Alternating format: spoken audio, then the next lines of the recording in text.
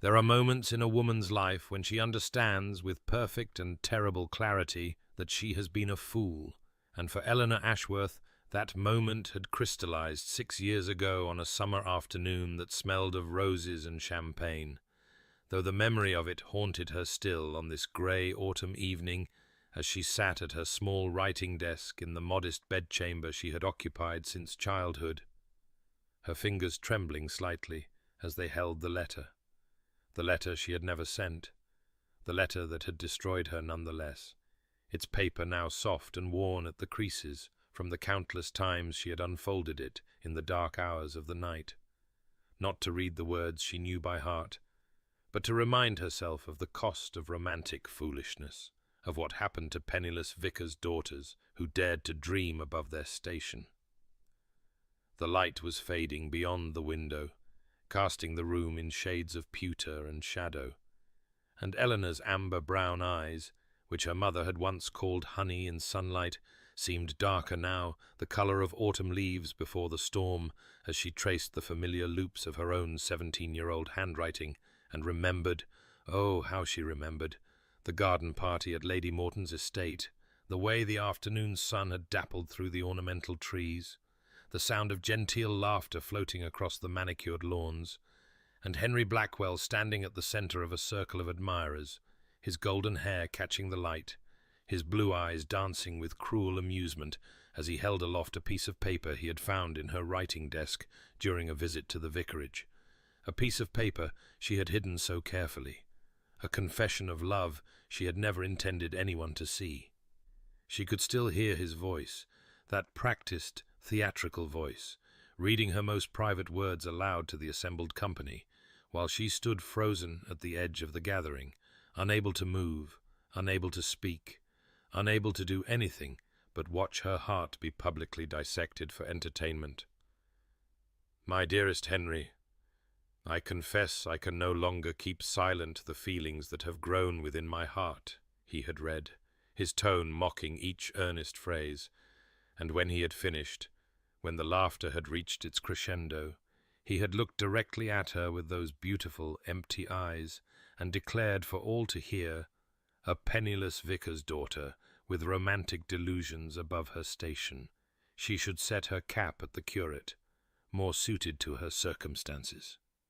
The humiliation had been witnessed by half the county's society, and Eleanor had learned that day that some wounds never fully heal, they simply become part of the architecture of the soul, shaping everything that follows.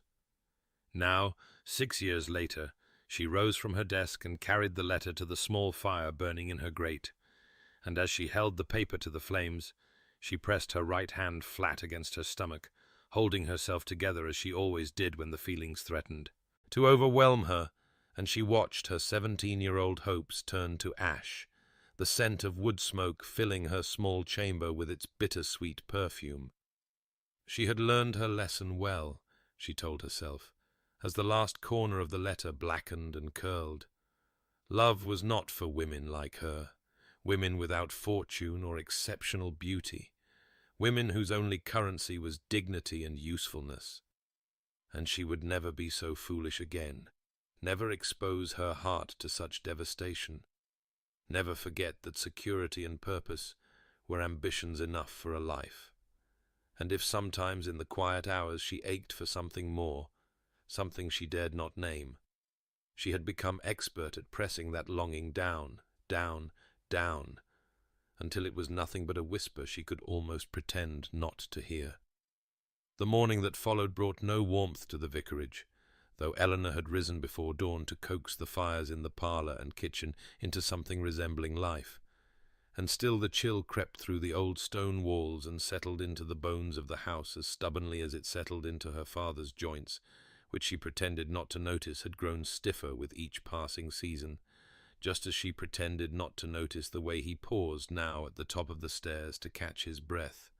or the tremor in his hands when he lifted his teacup, or the increasing frequency with which he lost his place in familiar passages of Scripture he had once known as intimately as his own heartbeat. Reverend Thomas Ashworth had served this parish for 32 years,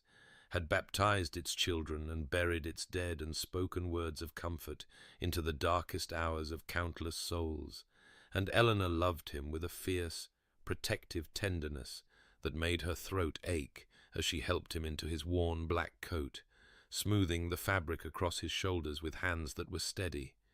even when her heart was not, adjusting his collar with the same careful attention she had learned from her mother before consumption had claimed her when Eleanor was barely 12 years old.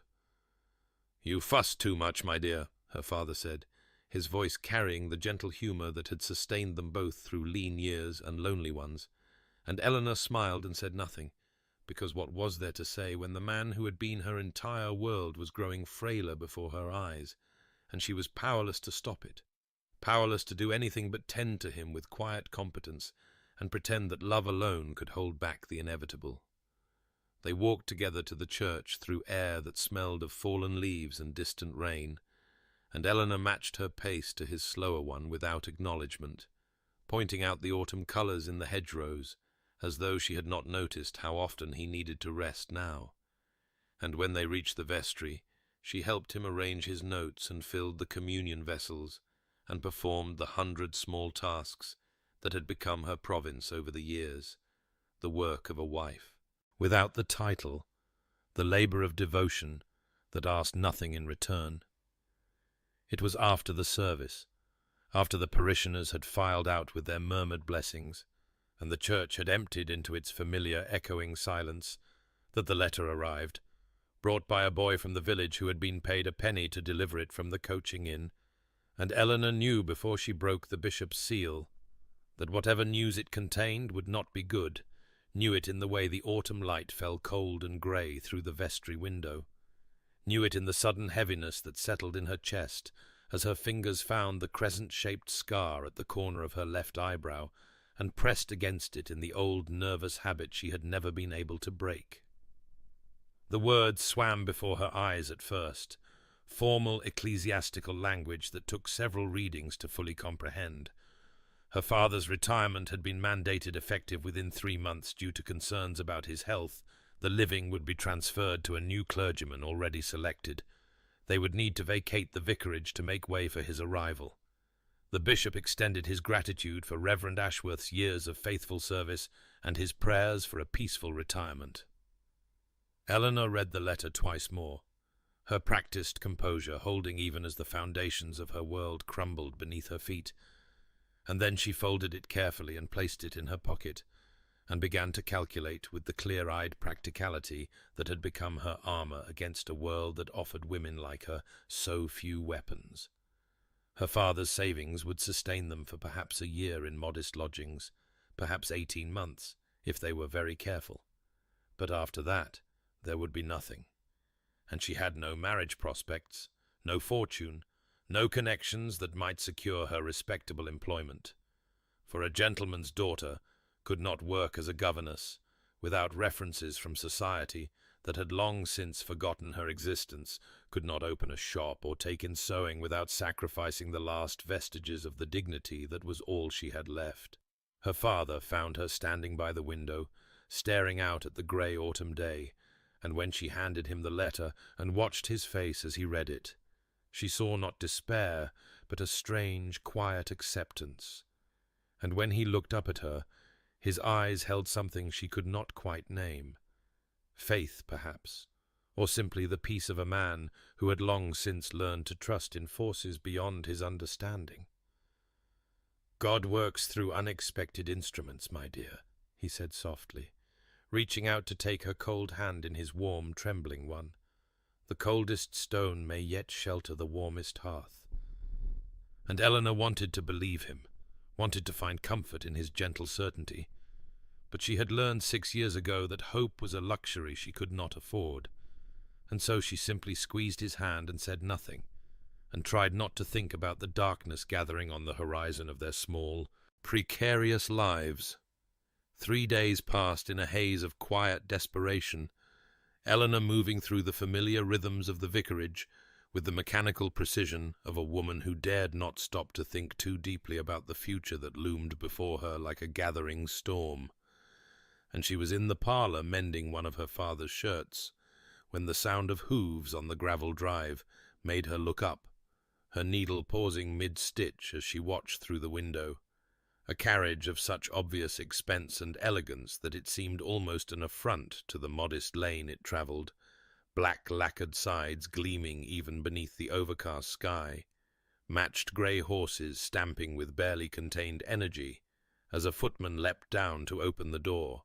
and Eleanor's breath caught in her throat as she recognized the man who emerged, Lord William Thornton, the Duke of Ashford, whom she had seen only from a distance at church, a tall, broad-shouldered figure who sat alone in the family pew and spoke to no one, whose grey-blue eyes seemed to look through the congregation rather than at them, whose reputation for coldness and pride had only grown in the 5 years since he had inherited the title from his father. She rose from her chair, as though pulled by invisible strings, her hand pressing flat against her stomach in that old familiar gesture, and she was still standing frozen in the centre of the parlour when the knock came at the door, and her father emerged from his study with a puzzled expression that mirrored her own bewilderment. And then the Duke was in their home, filling the modest space with his presence in a way that made the walls themselves seem to shrink.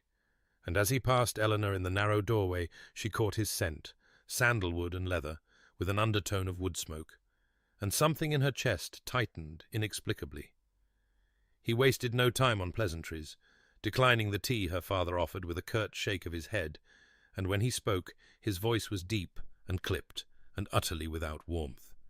He required a wife, he said, to satisfy the demands of his estate and the expectations of his family legacy.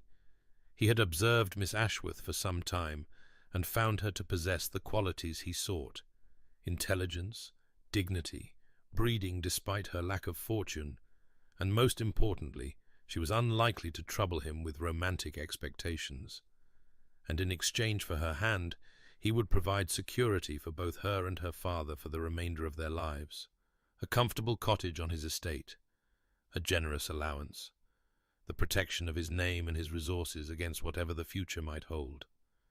Eleanor listened with a strange ringing in her ears, her mind racing through calculations even as her heart seemed to have stopped entirely. And when he finished speaking, and turned those winter-sky eyes upon her, waiting for her answer with an expression that revealed nothing of what he might be feeling, she heard herself asking for a day to consider. And she watched his jaw tighten almost imperceptibly, watched something flash in those grey-blue depths before he mastered it and inclined his head in stiff acknowledgment. "I give you my word, Miss Ashworth," he said,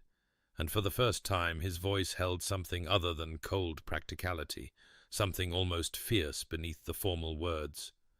"I shall never humiliate you, whatever else this marriage may lack. You will always have my respect and my protection." And then he was gone, leaving behind only the fading scent of sandalwood and the echo of a promise that seemed to reach across the years to touch the wound Henry Blackwell had carved into her soul. Later, alone in the garden where the last autumn roses clung stubbornly to their thorny stems, Eleanor walked the familiar paths and wrestled with the impossible choice before her: her loveless marriage to a cold stranger, or destitution and disgrace for herself and her father, and she thought of unexpected instruments and cold stones sheltering warm hearths, and she pressed her hand against her stomach and made herself a promise, speaking it aloud to the grey sky as though the words themselves could make it true. "I will not love him," she whispered. "I will be grateful. I will be dutiful. I will be content, but I will not love him. I cannot survive that wound twice." The morning of her wedding dawned cold and clear, the kind of brittle winter light that made everything appear sharper than it truly was, and Eleanor stood before the small mirror in her bedchamber, and looked at the woman reflected there, pale, composed, wearing her mother's simple wedding dress of ivory silk that had yellowed slightly with age, but still fell in graceful lines that spoke of a gentler time, a time when her mother had worn it with joy and hope, and all the tender expectations of a young bride who believed in love. And she wondered what that long-dead woman would think of her daughter now, marrying a stranger for security, marrying a man whose eyes held all the warmth of a January frost, marrying because the alternative was too terrible to contemplate. Her father performed the ceremony himself, his voice steady despite the tremor in his hands, and the church was nearly empty save for a few curious villagers who had heard whispers of the Duke's inexplicable choice and come to witness what they could not quite believe. And Eleanor stood beside William Thornton at the altar and felt the cold draught from the ancient door seeping through the stones, felt it until suddenly she did not. And when she glanced up, she realized he had shifted his position, placing his broad shoulders between her and the source of the chill, a small gesture that might have meant nothing, or might have meant everything. She could not tell. His vows were spoken clearly and without hesitation, his deep voice filling the small church with a resonance that seemed to settle into her very bones. And when he took her hand to place the ring upon her finger, she was startled by the warmth of his palm, the steadiness of his grip, and when he spoke the words, "With all my worldly goods I thee endow," he looked at her, truly looked at her, his grey-blue eyes meeting hers with an intensity that made her breath catch. And for one fleeting moment she thought she saw something flicker in those winter depths, something that was not coldness at all, though it vanished before she could name it. The carriage ride to Thornton Hall passed in silence, the two of them sitting on opposite seats with a careful distance between them, and Eleanor watched the countryside roll past the window and tried not to think about what awaited her, tried not to think about the vast estate she had only ever seen from a distance, tried not to think about the wedding night, or the years that would follow, or the promise she had made to herself in the garden. And when she shivered, from cold or nerves or something she could not name, she saw him move from the corner of her eye, saw him remove his coat with economical grace, and lean forward to place it around her shoulders, his hands careful not to brush her skin, respecting the boundaries of their arrangement, even as he fulfilled his promise to provide for her comfort, and the scent of sandalwood and leather and wood smoke enveloped her like an embrace she had not asked for and did not know how to refuse. "You will want for nothing, madam," he said, his voice low and formal in the intimate space of the carriage. "I keep my promises." And Eleanor drew his coat closer around her shoulders and breathed in that unfamiliar scent, and wondered what manner of man she had married, this cold stranger who blocked draughts and offered warmth, and looked at her as though he saw something worth seeing. And she pressed her hand flat against her stomach beneath the heavy fabric of his coat, and reminded herself of her vow, reminded herself that she would not love him, could not love him, even as some small treacherous part of her heart whispered that perhaps, the coldest stone might yet shelter the warmest hearth. Thornton Hall rose before them like a great stone sentinel against the darkening sky, its countless windows catching the last grey light of the winter afternoon as the carriage swept through iron gates and up a drive lined with ancient oaks, whose bare branches reached toward the heavens like supplicating arms, and Eleanor felt something tighten in her chest as the full magnitude of what she had done settled upon her with crushing weight. She was mistress of this place now, this vast edifice of wealth and history and cold grandeur, she who had never commanded more than a single aging housemaid and a cook who came 3 days a week, she who had mended her own stockings and darned her father's shirts, and counted every candle as though it were made of gold. The carriage rolled to a stop before a portico of pale stone columns, and before Eleanor could gather herself, a footman had opened the door, and William was handing her down with that same careful formality, his fingers barely brushing hers through her gloves, and she was aware of the servants assembled in precise formation on the steps, a sea of black and white uniforms and carefully neutral faces that watched her with the particular scrutiny reserved for those who had risen above their expected station. And at their head stood a woman of perhaps 50 years, with steel-grey hair pulled back in a severe knot, and eyes that missed nothing, eyes that swept over Eleanor with cool assessment, and found her, it seemed, wanting.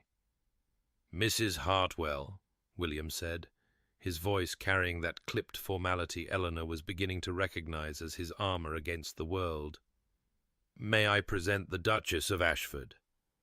And the housekeeper curtsied with perfect precision and murmured words of welcome that held all the warmth of the January wind that cut through Eleanor's borrowed coat. And Eleanor understood with painful clarity that this woman had known William since his birth, had loved him in her own fierce way,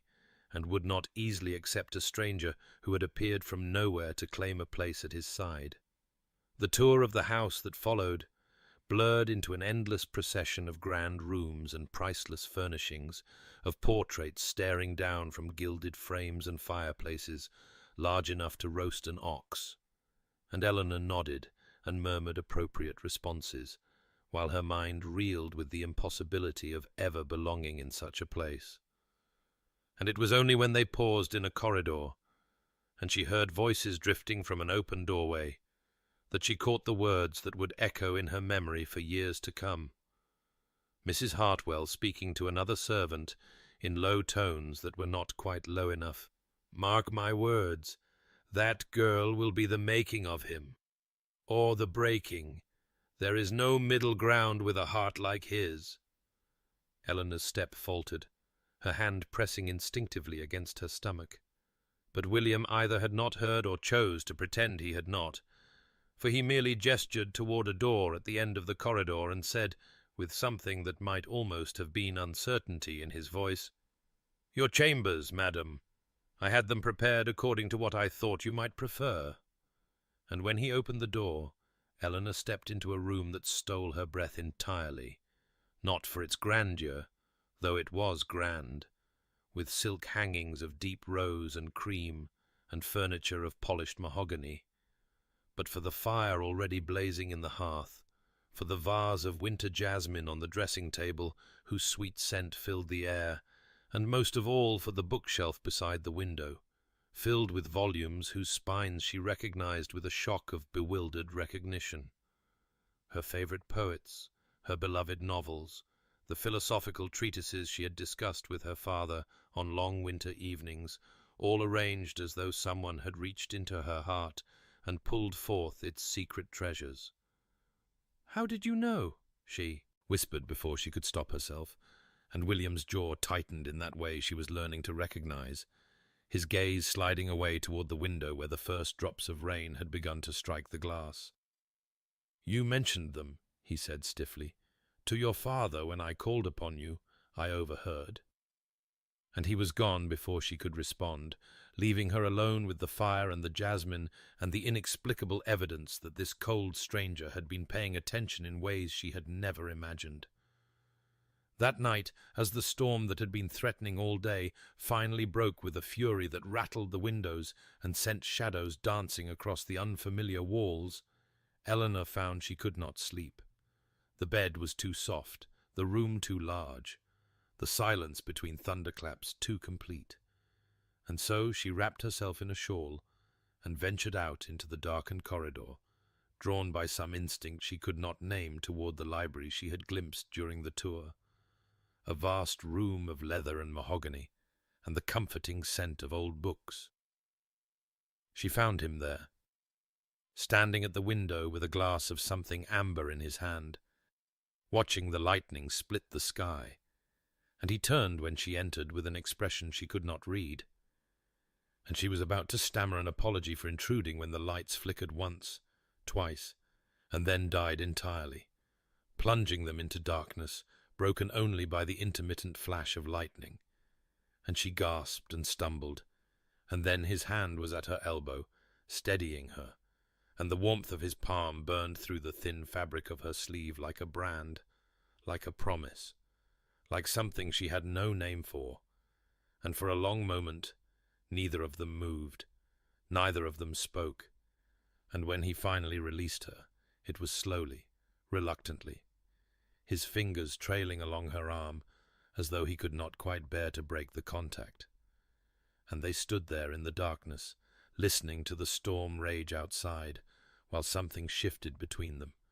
something fragile and new and terrifying. And Eleanor pressed her hand against her stomach and reminded herself of her vow, and knew, with a certainty that frightened her to her very soul, that keeping it would be far harder than she had ever imagined. 2 weeks had passed since Eleanor had become the Duchess of Ashford. 2 weeks of learning the rhythms of a house that seemed to breathe with its own ancient life, and she had discovered in that time that her husband was a mystery wrapped in contradictions. For the cold and distant Duke who spoke to her in clipped formalities at dinner was not, it seemed, the same man who rose before dawn each morning to ride the frost-silvered grounds of his estate, who met personally with every tenant farmer and knew their children's names and their struggles and their hopes. The servants spoke of him differently than society did, she noticed, not with the fearful deference one might expect from those who served a man of his reputation, but with genuine respect and something that looked almost like affection. And Mrs. Hartwell, whose cool assessment had not yet thawed toward Eleanor herself, softened visibly whenever she spoke of his grace, her stern features gentling in ways that spoke of decades of loyalty earned rather than demanded. It was on a morning of pale autumn sunshine, the first true warmth breaking through the grey that had shrouded Thornton Hall since her arrival, that Eleanor ventured beyond the formal gardens and found herself walking a path that wound through a small copse of birch trees toward the tenant cottages she had seen only from a distance. And she was about to turn back, uncertain of her welcome in this part of the estate she did not yet know, when she heard voices ahead and recognized one of them with a start that stopped her feet upon the path. William stood before a modest cottage with a thatched roof and a garden gone to seed, and before him was a young man whose face bore the ravaged look of fresh grief, and clustered around his legs were 3 small children, the youngest no more than 3 years old, with a thumb planted firmly in her mouth and eyes that held the bewildered sorrow of one too young to understand why her mother would never return. Eleanor pressed herself against the trunk of a birch tree, her heart pounding with the fear of discovery. But neither William nor the grieving farmer noticed her presence, and so she watched as her husband, this man she had married for security and nothing more, this man whose coldness was legendary throughout the county, spoke to the young widower in a voice she had never heard him use, low and gentle and filled with a compassion that seemed utterly at odds with everything she thought she knew of him. He did not offer empty platitudes or distant sympathy. Instead, he spoke of practical matters, of the woman he would send from the hall to help with the children, of the reduction in rent until the family found their footing, of the arrangements he would make for the eldest child to attend the village school, and when the smallest girl tugged at his coat with one chubby hand, William did something that shattered every assumption Eleanor had built around him like a fortress. He crouched down, heedless of the mud that stained his immaculate riding boots, and met the child at eye level, and his voice dropped to something almost tender, as he promised her that she would be looked after, that her father would not face this alone, that sometimes the people we love must go away, but that does not mean we are forgotten. Eleanor's hand pressed flat against her stomach, that old gesture of holding herself together. But this time it was not pain she was containing, but something far more dangerous, something that felt like the first green shoot of spring pushing through frozen ground. And she turned and fled back toward the hall before he could see her, before he could know that she had witnessed the man beneath the mask, the warmth, beneath the winter. At breakfast that morning, seated across from him at the vast mahogany table that could have held 30 guests, but held only 2, Eleanor gathered her courage and said quietly, "I wished to thank you, Your Grace, for the books in my chambers. It was most thoughtful." And she watched as something flickered across his face. Surprise, discomfort, a vulnerability quickly shuttered, and his jaw tightened in that way she was learning to recognize before he looked away toward the window and said, with awkward stiffness, "You mentioned them. To your father, I overheard," as though remembering the literary preferences of a woman he barely knew, and filling an entire bookshelf with her favorites was nothing remarkable, as though anyone would have done the same. And Eleanor understood then with a clarity that took her breath away that this was how he showed care, not through flowery words or romantic gestures, but through attention, through memory, through quiet acts of thoughtfulness that spoke louder than any declaration. And she pressed her hand against her stomach and felt something shift within her heart, something that was not yet love, but was no longer merely gratitude, something warm and tentative and terrifying that whispered of possibilities she had sworn never to consider again. The gardens of Thornton Hall had been designed, Eleanor suspected, by someone who understood that beauty could be a kind of solace, for even in the depths of winter they possessed a quiet dignity, the bones of their structure visible beneath the dormant beds and bare-branched trees. And on this particular afternoon, rare and mild, with a softness in the air that hinted at the spring still months away, she had ventured beyond the formal parterre to explore the wilder reaches of the grounds, her shawl wrapped loosely about her shoulders, and her thoughts drifting in that pleasant aimlessness that had begun to characterize her days at Thornton Hall, when she heard the sound of something large crashing through the underbrush and turned just in time to see an enormous hound barreling toward her, with the enthusiastic abandon of a creature who had never learned that dignity was expected of those who resided in ducal households. The dog was grey about the muzzle and moved with the slightly stiff gait of advanced age, but his eyes were bright with joy, and his tail wagged with such ferocious energy that his entire hindquarters swayed with the motion. And before Eleanor could brace herself or step aside, he had launched himself at her with all the force of his considerable bulk, his great paws landing squarely upon her chest and sending her stumbling backward into the hedge behind her, with a startled cry and a tremendous rustling of leaves and snapping of small branches. She found herself half sitting, half lying in a tangle of twigs and winter-bare stems, her skirts askew and her hair escaping its pins in wild tendrils, while the hound stood over her with an expression of pure canine delight, his tongue lolling and his tail still wagging as though he had accomplished something magnificent rather than catastrophic. And she was attempting to extricate herself from the hedge with what little remained of her dignity when she heard footsteps approaching rapidly, and William's voice calling out with sharp concern, "Wellington, down! What have you—" And then he stopped, and Eleanor looked up from her undignified position to see her husband standing frozen on the path, his face caught in an expression of such genuine shock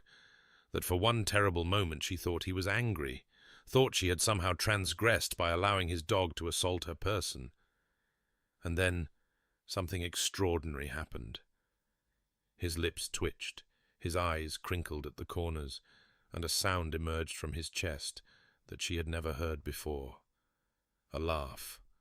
a real laugh, rich and warm and utterly surprised out of him, as though he had forgotten such sounds existed, and his whole face transformed in that moment from stern marble to something alive and warm and almost boyish. And Eleanor felt her breath catch in her throat, because she had not known, had not imagined, that he could look like this, that beneath the cold reserve was a man capable of such unguarded joy. "Wellington has excellent taste," he managed, between subsiding chuckles, crossing to her and extending both hands to help her rise. "He has never liked anyone so immediately." And his hands were warm and strong on her arms as he lifted her from the hedge, steadying her with the same careful attention he had shown that night in the darkened library, and she became suddenly acutely aware of how close he stood, of the way his grey-blue eyes had warmed to something softer, of the lingering curve of his smile, and she thought with a flutter of panic that he was handsome, truly handsome, when he was not guarding himself against the world. They walked the gardens together after that, Wellington padding contentedly at their heels, and conversation flowed between them more easily than it ever had, and when they came upon a section of the grounds that had clearly once been magnificent, but now lay choked with weeds and wild growth,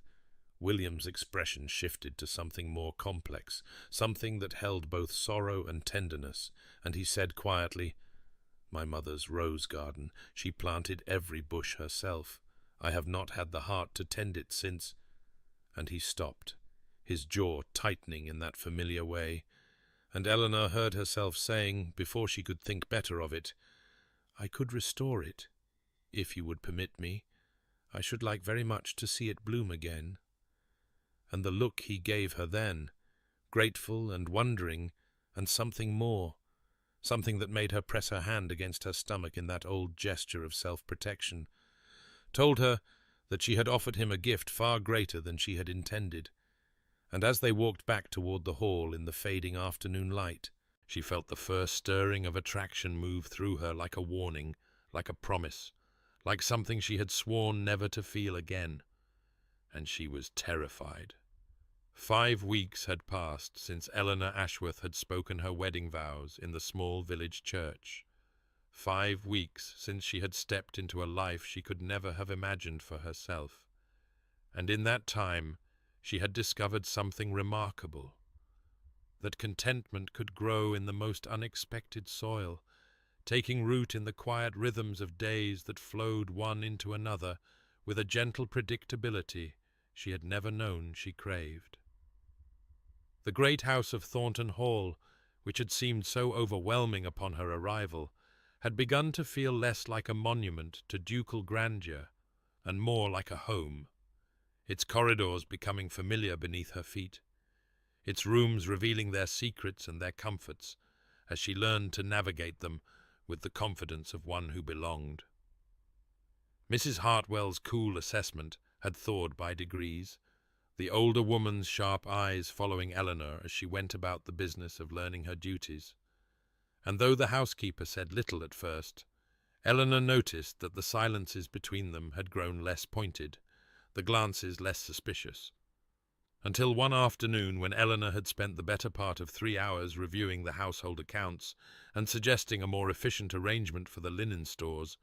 Mrs. Hartwell had paused in the doorway of the morning room and said, with a gruffness that could not quite disguise the warmth beneath, "You have done well, my lady, better than I expected, better than I hoped." And Eleanor had felt something ease in her chest, some tension she had not known she was carrying, because to be accepted by this woman who had guarded the Duke and his household for 30 years felt like a victory more meaningful than any society triumph could have been.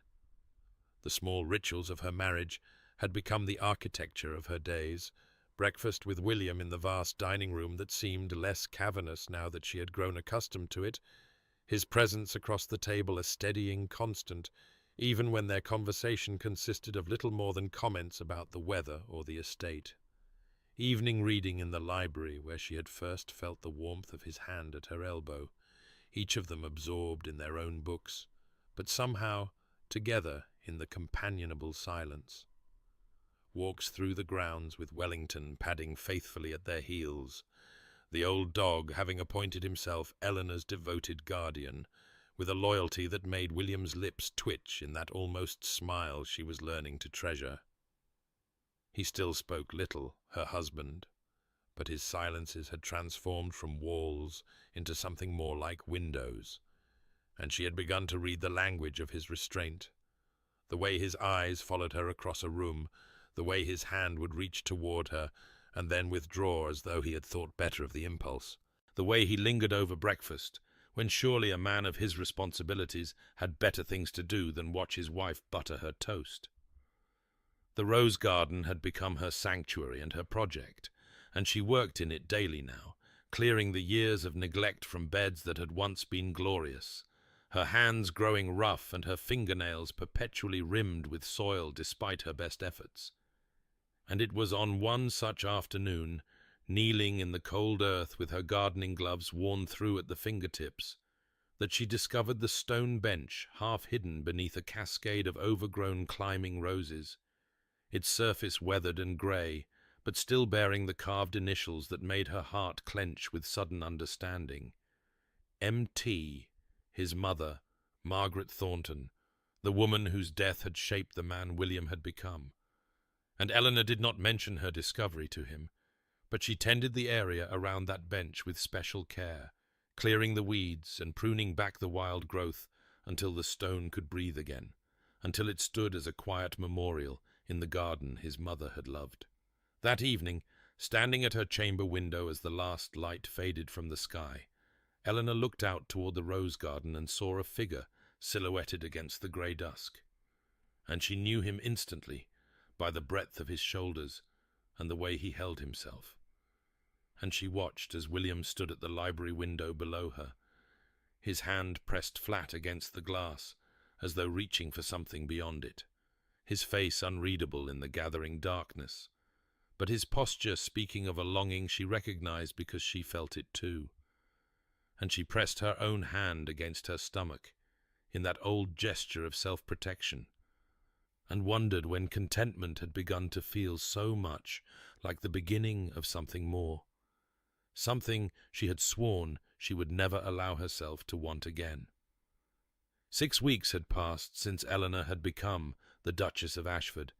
and sleep had become an elusive companion on this particular night, her thoughts circling like restless birds through the darkened chambers of her mind. And so she had risen from her bed and wrapped herself in a shawl and ventured into the corridor with the intention of finding a book, something dull enough to quiet the strange restlessness that had taken hold of her since that afternoon in the rose garden, when she had watched her husband standing at the window with his hand pressed against the glass,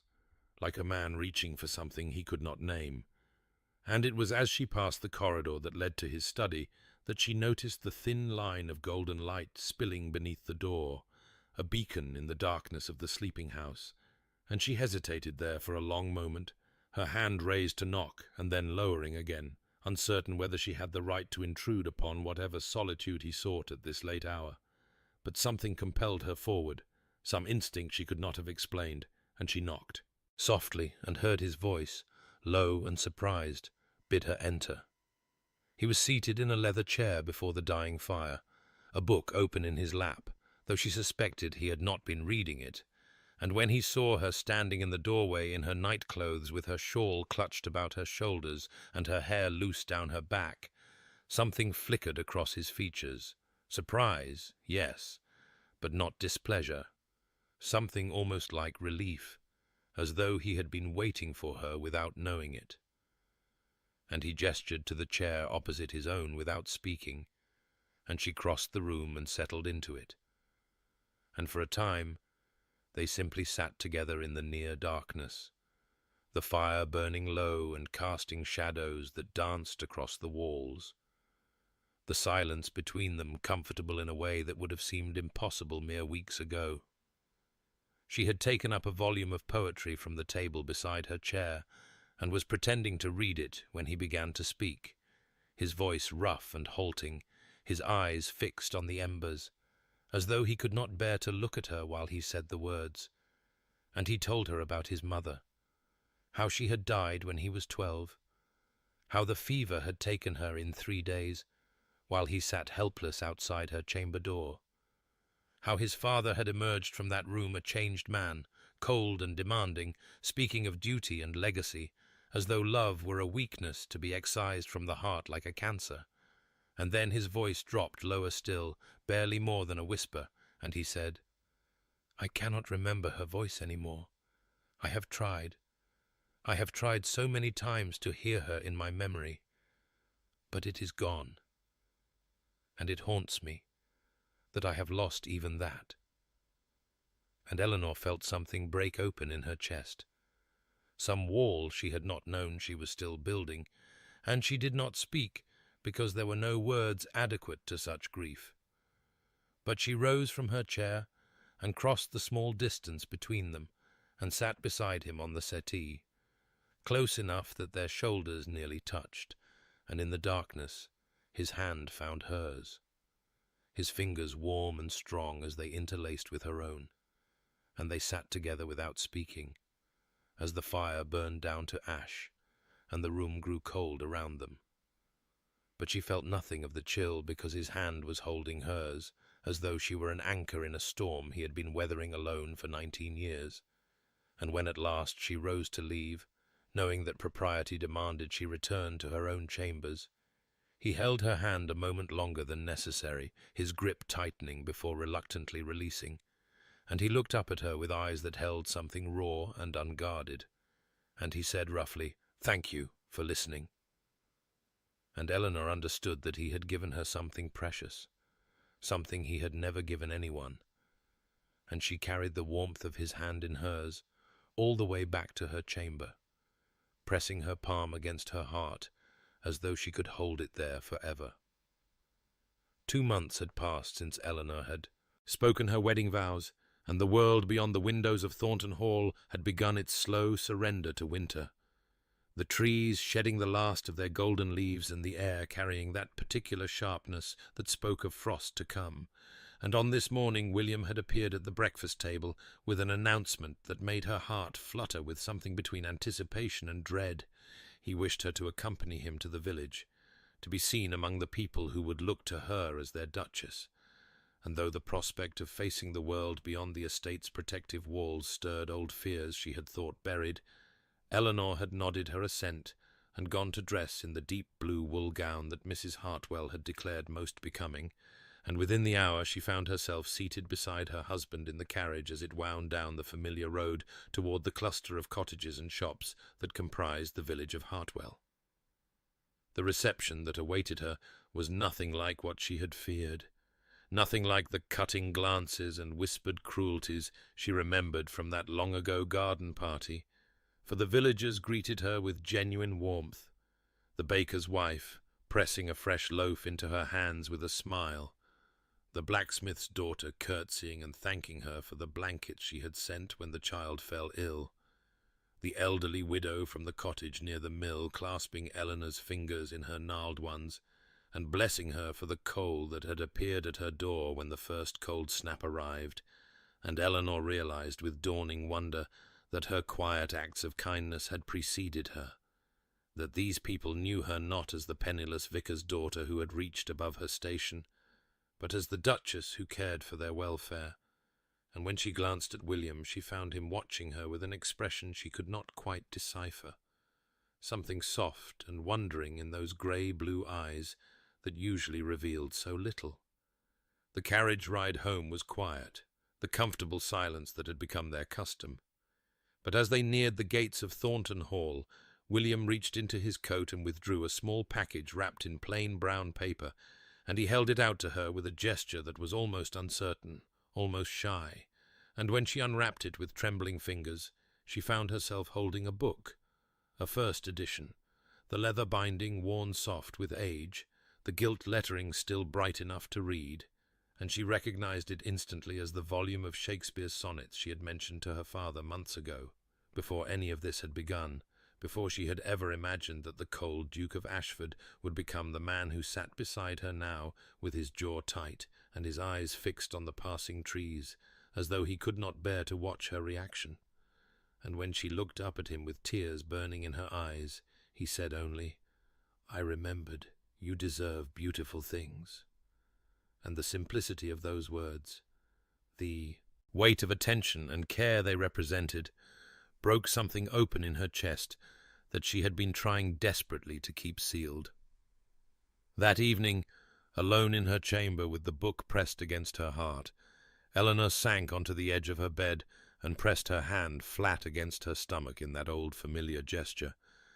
But this time it was not pain she was holding in, but something far more terrifying. Joy, hope, love, the very emotions she had sworn never to feel again. And she remembered the promise she had made to herself on the day she accepted his proposal, the words she had repeated like a prayer against vulnerability. "I will not love him. I will be grateful. I will be dutiful. I will be content, but I will not love him. I cannot survive that wound twice." And she understood now with terrible clarity that the promise was already broken, had been breaking for weeks in the library, and the rose garden, and the quiet moments when his hand found hers in the darkness. And she loved him. She loved him with a depth that frightened her more than any humiliation Henry Blackwell had ever inflicted, and she could not tell him, could not risk laying her heart bare again, only to have it returned to her in pieces. 10 weeks had passed since Eleanor had spoken her wedding vows, and the invitation to Lord and Lady Pemberton's winter ball had arrived like a summons from a world she had spent 6 years trying to forget, the heavy cream paper with its elegant script seeming to mock her from the silver tray where it lay, and though every instinct urged her to decline, to plead illness or fatigue or any excuse that would keep her safely within the walls of Thornton Hall, she had seen something in William's expression when he mentioned it, a quiet expectation, perhaps even a hope,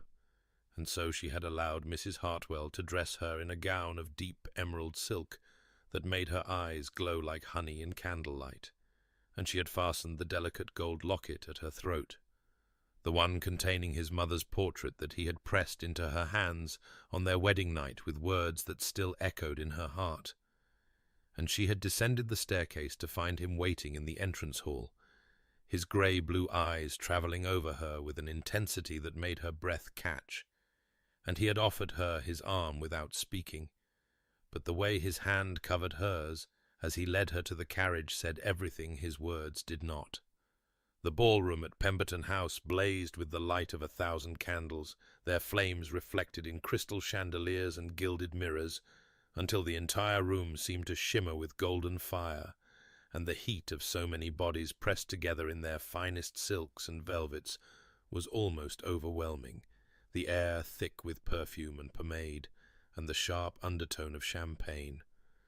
And Eleanor felt the old familiar terror rising in her throat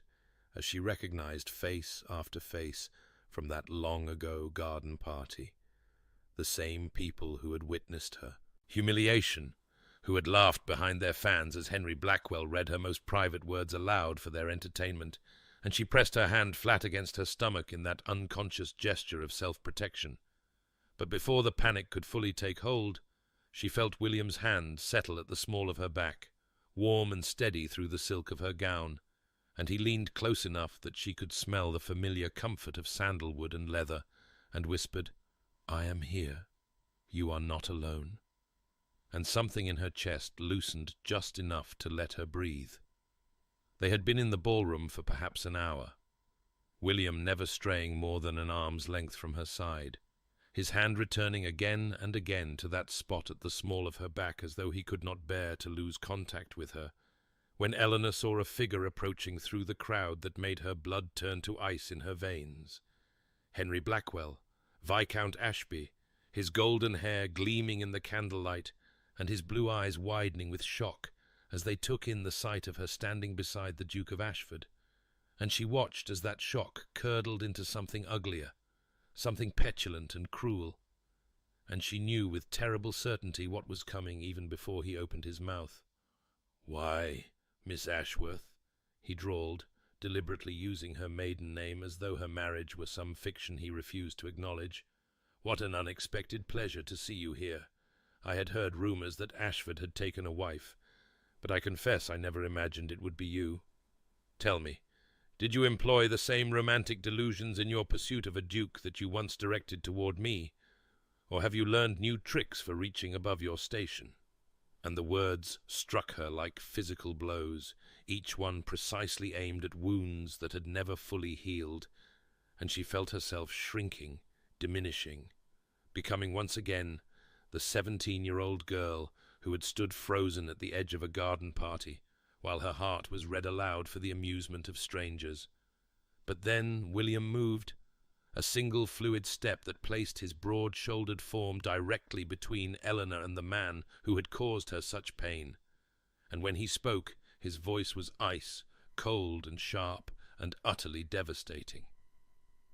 "You will address my wife as Her Grace, the Duchess of Ashford," William said, each word falling into the sudden silence like a stone into still water.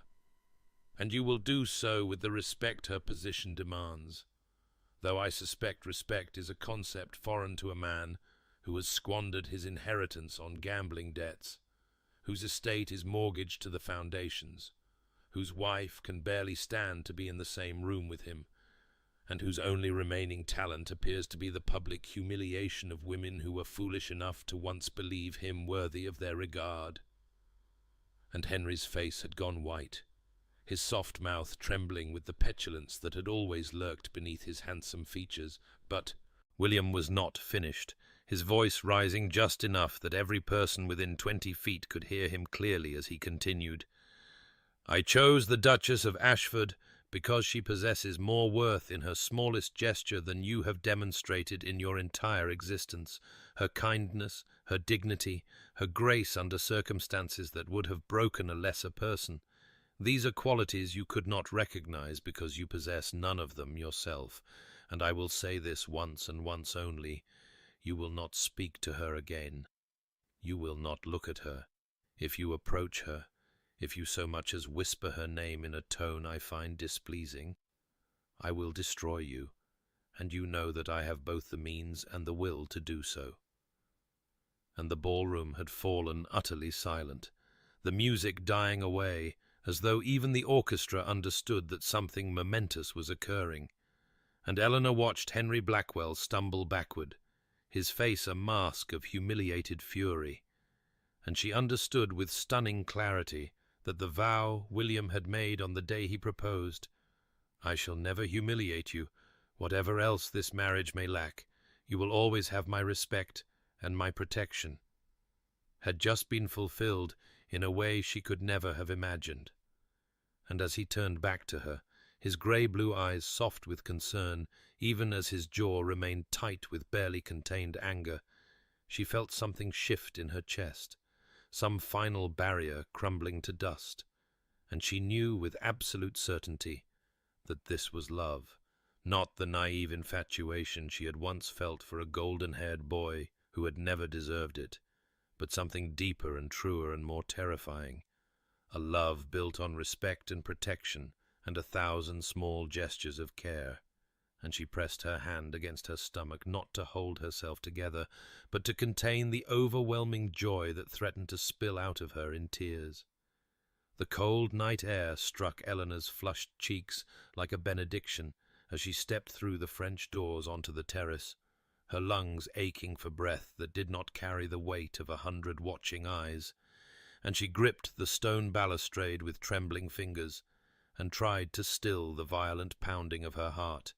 tried to make sense of what had just occurred in that glittering ballroom where the man she had married for security had defended her honor with a ferocity that left no doubt of his regard. And she was so lost in the tumult of her own emotions that she did not hear the soft footsteps approaching, until a voice, sharp and brittle as winter ice, cut through the darkness beside her. "You think yourself unfortunate, Miss Ashworth," Lady Arabella Blackwell said, and Eleanor turned to find Henry's wife standing in the shadows, her beautiful face twisted into an expression of such bitter resignation that it stole the breath from Eleanor's lungs. "I married the man you loved. Trust me when I say, you were the lucky one." And before Eleanor could formulate a response, before she could even fully comprehend the weight of those words, Arabella had turned and disappeared back into the golden light of the ballroom, leaving Eleanor alone with a truth that rewrote everything she had believed about her own past, for she understood now that the rejection which had shattered her 17-year-old heart had been not a tragedy but a deliverance, not a wound but a mercy she had been too blind to recognize. William found her there moments later, his broad shoulders blocking the light from the ballroom as he stepped onto the terrace, and without speaking he removed his coat and draped it around her shoulders, that familiar gesture that had become a language between them, and she breathed in the scent of sandalwood and leather, and felt something in her chest unknot as he guided her toward the waiting carriage, with his hand warm and steady at the small of her back. The interior of the carriage was warm after the bitter cold of the terrace, heated bricks wrapped in flannel placed beneath the seats, and as the horses began their journey home, Eleanor found herself unable to remain silent any longer, the words spilling from her lips before she could stop them. "You did not have to do that," she said, and she watched his jaw tighten in that way she had come to recognize, the way he always looked when emotion threatened to overwhelm his carefully constructed walls. "I gave you my word," he replied, his voice clipped and formal, but she would not let him retreat behind duty, not now, not after what she had witnessed. "But that was more than your word," she pressed, and he was silent for so long that she thought he would not answer at all, the only sound the rhythmic clatter of hooves on the frozen road, until finally he turned to look at her, his grey-blue eyes soft as morning mist in the dim light of the carriage lamp, and said simply, "Yes, it was." They did not speak again until the carriage had deposited them in the entrance hall of Thornton Hall, the familiar scent of wood smoke and beeswax candles wrapping around Eleanor like a homecoming, and she had turned toward the staircase that led to her chambers when she felt his hand close around hers, warm and strong,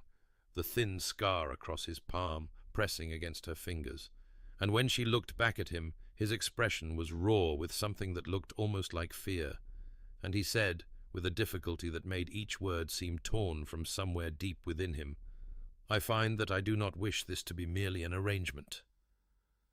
And Eleanor could not speak, could not find words adequate to the enormity of what was passing between them,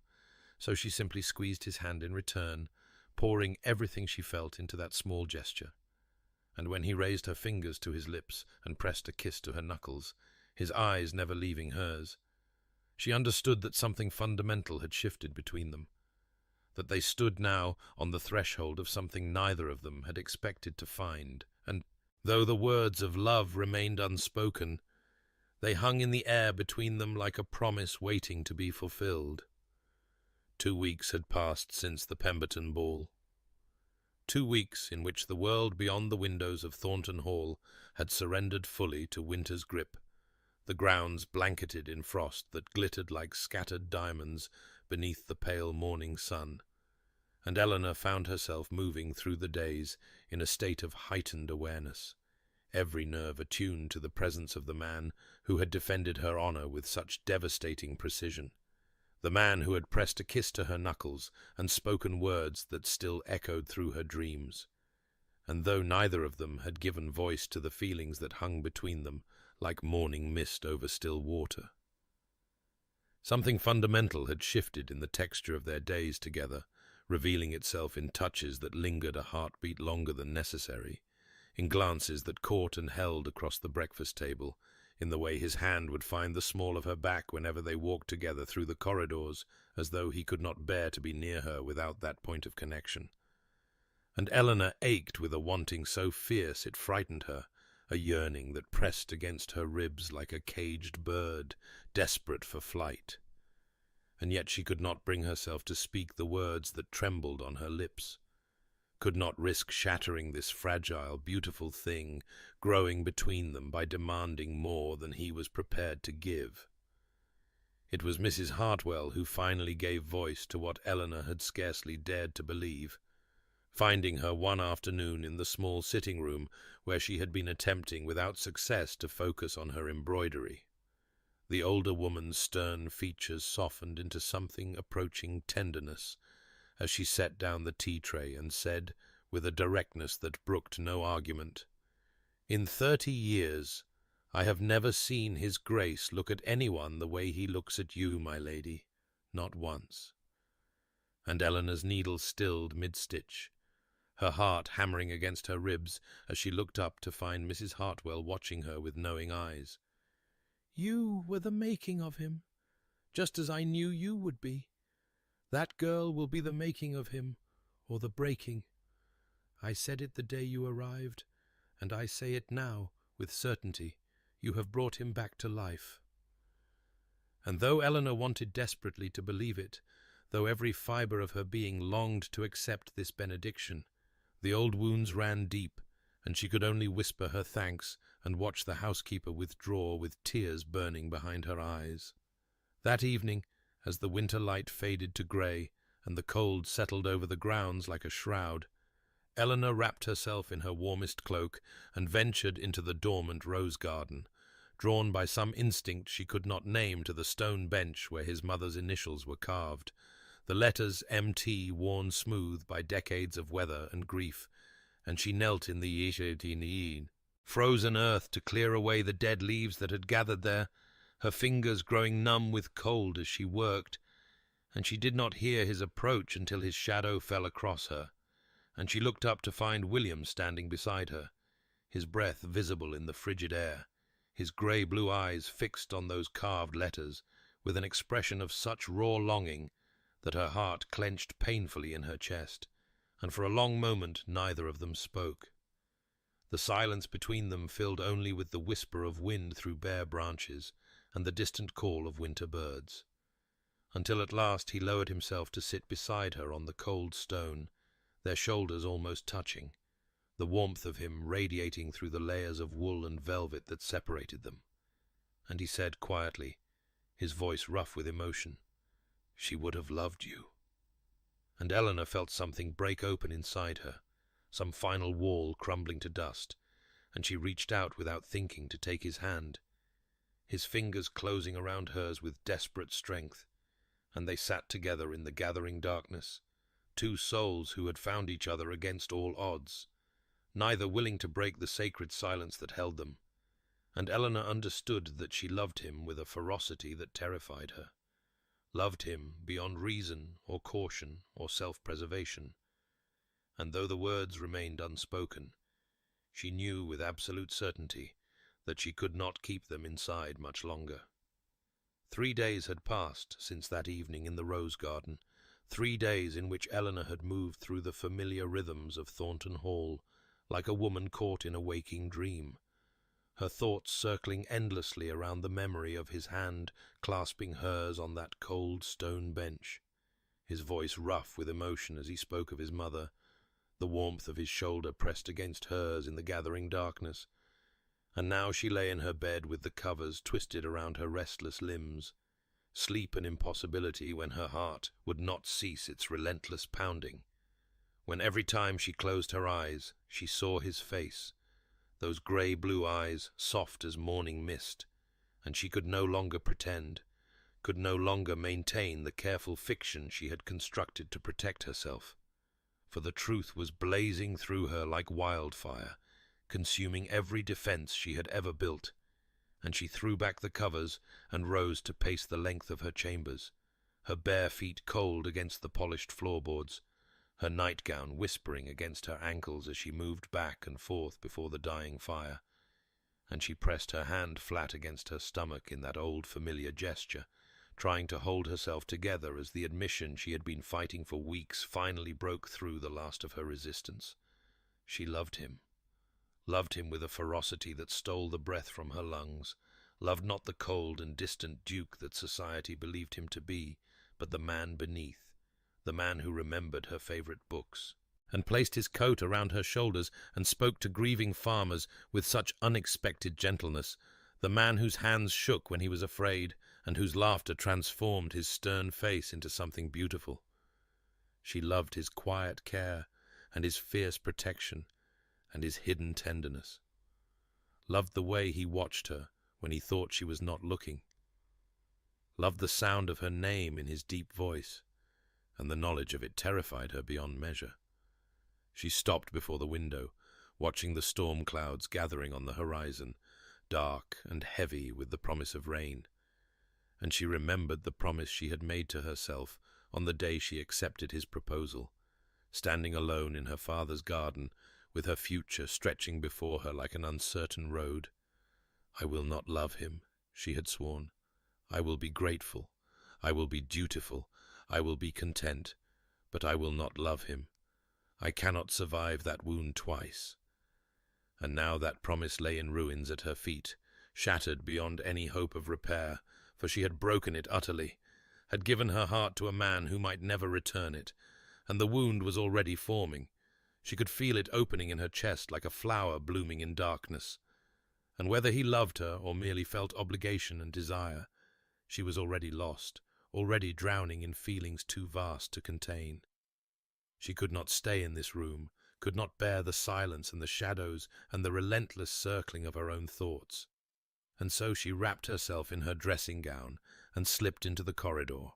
her feet carrying her without conscious direction through the darkened halls of Thornton Hall, past the portraits of his ancestors and the closed doors of empty rooms, until she found herself standing before the library, that sacred space where he had first touched her elbow during a storm, so like the one now approaching. And she pushed open the door and stepped inside to find him there, silhouetted against the window, where lightning flickered on the horizon, and when he turned at the sound of her entrance, his face was raw and unguarded in a way she had never seen, stripped of every defense, and the need in his eyes made her heart stop in her chest, and he said her name, not Miss Ashworth, not Madam, but simply Eleanor. And the way he spoke it, low and rough and reverent, changed everything. The storm broke with a violence that seemed to mirror the tempest raging within her chest, rain lashing against the tall library windows with such ferocity that the glass shuddered in its frames,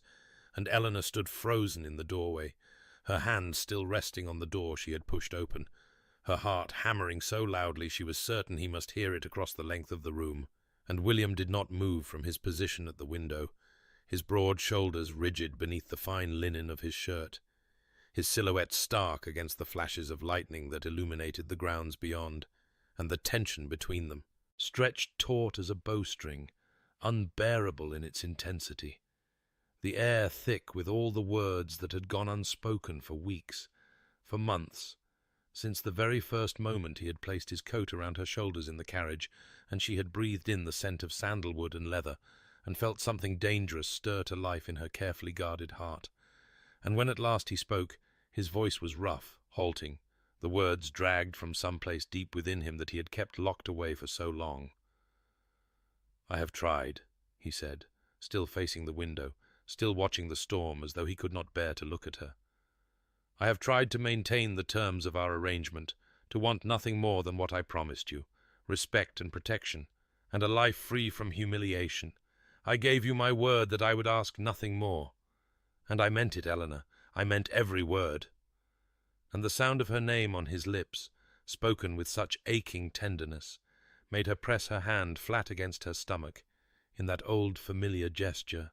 holding herself together as he continued, his voice growing rougher still. "But I have failed utterly, because I find I cannot be near you without wanting more. I cannot watch you across the breakfast table, or walk beside you in the gardens, or sit with you in this very room without wanting—" And here he stopped, his jaw tightening, his hands clenching at his sides.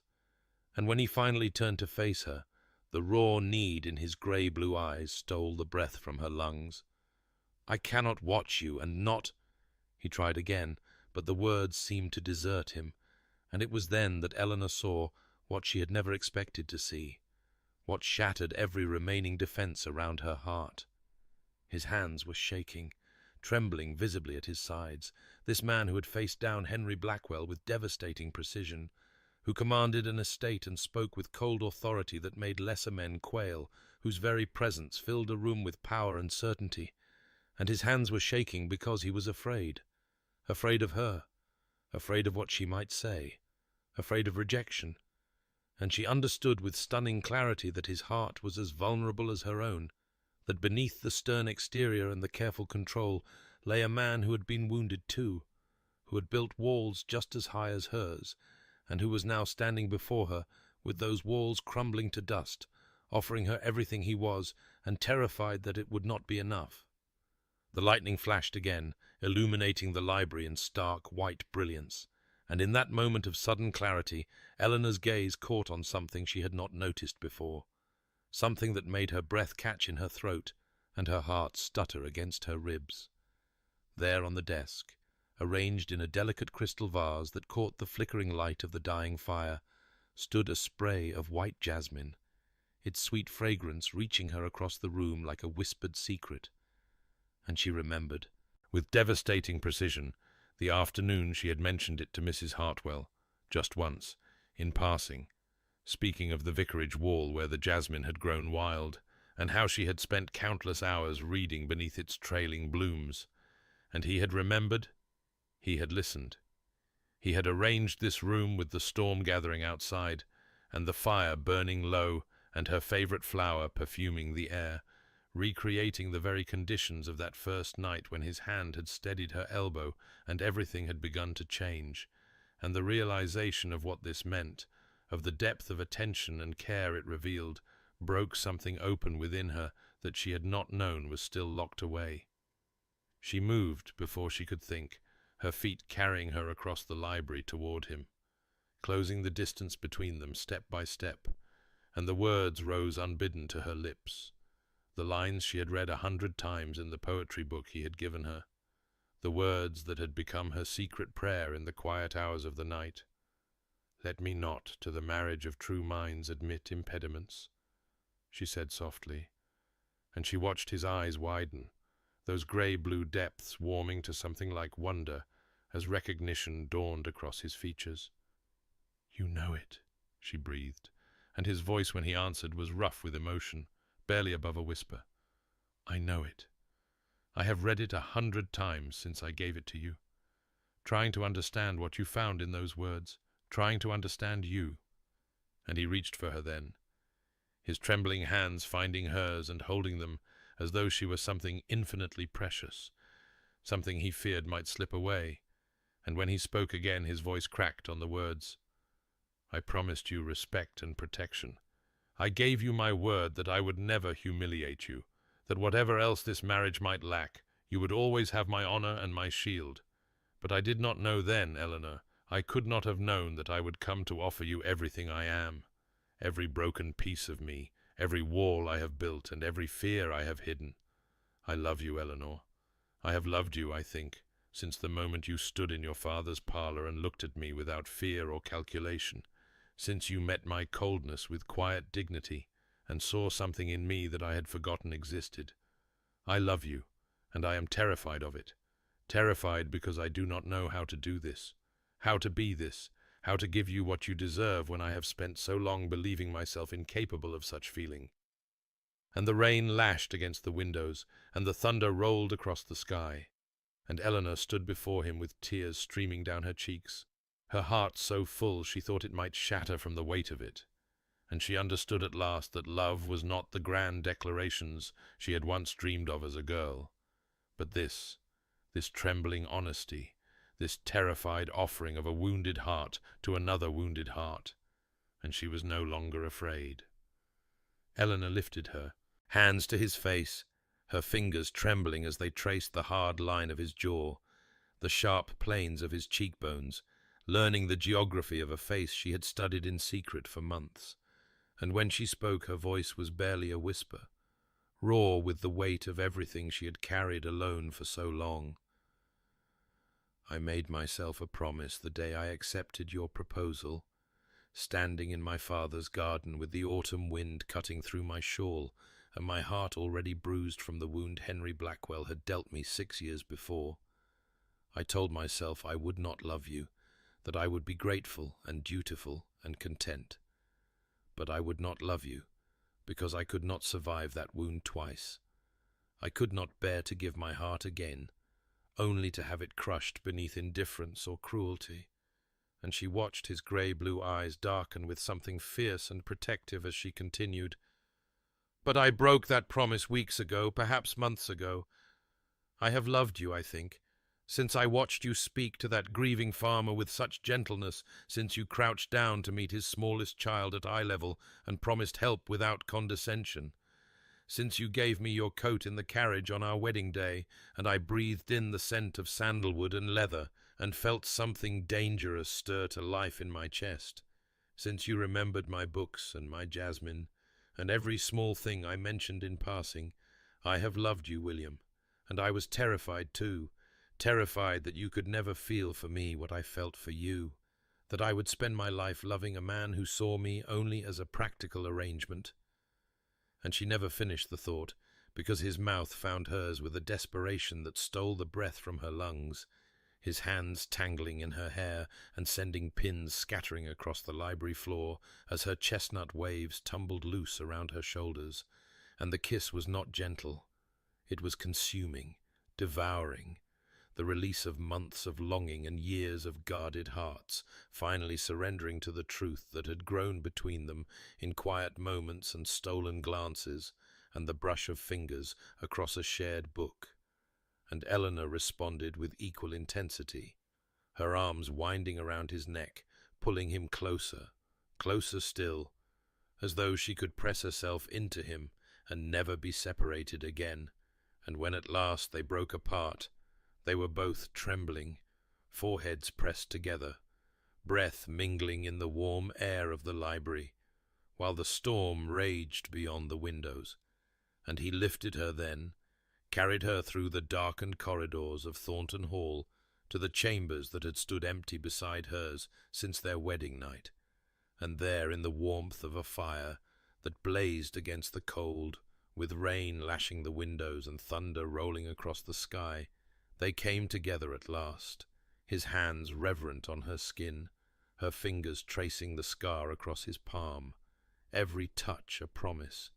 every whispered word a vow more binding than any they had spoken in the church. And when Eleanor finally lay in his arms with his heartbeat steady beneath her cheek and his scent surrounding her like a benediction, she understood that love was not the grand romantic fantasy she had dreamed of as a girl of 17, but something far more precious. It was choosing and being chosen. It was small kindnesses remembered and acted upon. It was two wounded hearts finding shelter in each other, and she had never been more grateful to have been wrong about anything in her entire life. The month that followed their confession passed in a haze of quiet joy that Eleanor had never dared imagine for herself. Mornings that began with his arm heavy and warm across her waist, and his lips pressed to the curve of her shoulder. Afternoons spent walking the grounds with Wellington trotting at their heels. Evenings in the library, where they read together in companionable silence, or talked for hours about everything and nothing. And the change in William was visible to everyone who had known him before, for he smiled now, not often but genuinely, the stern lines of his face softening when his gaze found her across a room, and he touched her constantly. Small gestures of connection that seemed almost unconscious. His hand finding the small of her back as they walked, his fingers brushing hers when he passed her a cup of tea, his arm settling around her shoulders when they sat together before the fire. And Mrs. Hartwell, who had watched over him since his boyhood, observed these changes with eyes that grew suspiciously bright. And one morning in the breakfast room, when the early spring sunshine poured through the windows, and the first crocuses were pushing through the frost-softened earth outside, the housekeeper approached Eleanor with a warmth that would have been unthinkable 3 months before, and said quietly, "You were the making of him, my lady, just as I knew you would be. I said it the night you arrived, and I have never been more pleased to be proven right." And Eleanor remembered overhearing those very words on that first stormy evening, the prediction that had seemed so presumptuous then, and now felt like prophecy fulfilled. And she thanked Mrs. Hartwell with tears threatening at the corners of her eyes, understanding that she had not only gained a husband, but a family, a place where she truly belonged. The spring gathering at Lord and Lady Pemberton's estate arrived on a day of almost impossible brightness, the gardens bursting with daffodils and hyacinths that perfumed the warm air. And Eleanor entered on William's arm, wearing a gown of pale green silk that brought out the honey warmth in her amber-brown eyes, the delicate gold locket with his mother's portrait resting against her heart, as it had every day since their wedding night, and she felt the weight of 100 gazes upon them as they moved through the glittering assembly. But where once such attention would have made her shrink with remembered shame, now she stood tall. Beside her husband, her spine straight, her chin level, secure in the knowledge that she was loved, and the whispers that followed them were not cruel but envious, admiring. For the Duke of Ashford danced only with his wife, his hand possessive and tender at her waist as he guided her through the figures, his grey-blue eyes never leaving her face, and society witnessed what Eleanor had come to know in private, that this cold, stern man had been transformed by love, into something warm and devoted and fierce in his adoration. And she caught glimpses of Henry Blackwell at the edges of the gathering, his golden hair dulled somehow, his handsome face bearing the marks of discontent and debt, and a marriage grown bitter with disappointment. And when their eyes met briefly across the crowded room, Eleanor saw in his expression the bitter recognition of what he had discarded, the regret that would follow him all his days. But she found no satisfaction in his misery, only a profound and overwhelming gratitude for the path that had led her here, to this moment, to this man, whose hand tightened on her waist, as if he could not bear even the space of a breath between them. And she understood at last that the girl who had burned a letter 6 years ago had not been a fool for loving. She had simply been waiting, without knowing it, for someone worthy of her heart. 5 years had passed since that storm-swept night in the library, when 2 guarded hearts had finally spoken their truth, and the nursery at Thornton Hall now held the most precious evidence of that love. A son of 4 years, with his father's striking grey-blue eyes and serious temperament, and a daughter of 2, with Eleanor's chestnut waves, and a laugh that could coax a smile from even the most stoic of servants. And on this summer afternoon, Eleanor stood in the doorway watching William read to them, his deep voice soft with a tenderness that would have astonished anyone who remembered the cold, stern Duke of years past. For he sat in the low chair by the window, with their daughter nestled in his lap, and their son pressed against his side. And he was reading from the very book of poetry he had given Eleanor all those years ago, the first edition containing Sonnet 116, and though the children were too young to understand the words, they listened with rapt attention to the music of their father's voice, and Eleanor pressed her hand to her heart, where the delicate gold locket rested against her skin. The locket that now contained not only the miniature portrait of William's mother, but also a tiny curl of their daughter's hair, copper brown and soft as silk, and she thought of how full her life had become, how rich with love and purpose and belonging. And later that afternoon she walked to the rose garden that she had restored from its wild overgrowth into something magnificent. The blooms heavy and fragrant in the summer heat, white and pink and deepest crimson, tumbling over arbours and climbing the ancient stone walls, and she sat upon the bench with the carved initials M.T. worn smooth by time and weather, and she was not alone for long because her father came to join her, walking slowly now with the aid of a cane, his hair fully white and his frame grown frail, but his eyes still bright with the gentle wisdom she had known all her life. And he lowered himself onto the bench beside her and looked out over the garden she had created from love and patience and care. And he smiled, that knowing smile she remembered from the grey autumn morning when he had spoken of unexpected instruments, and he said quietly, "God works through unexpected instruments, my dear. Did I not say so? And here is the proof of it all around us, in these roses, in those children, in the joy that lights your face whenever you look at your husband." And Eleanor took his weathered hand in hers, and could not speak for the tears that tightened her throat. But he understood. He had always understood, and they sat together in peaceful silence as the afternoon light turned golden and the first distant rumble of thunder rolled across the hills. That evening, as the summer storm broke over Thornton Hall with all its magnificent fury, Eleanor and William stood at the library window, watching the lightning illuminate the grounds in brilliant flashes, the rain streaming down the glass and the thunder shaking the ancient stones, and she leaned back against his chest as his arms wrapped around her, solid and warm and sure. And she thought of another storm, years ago, when his hand had steadied her elbow in this very room,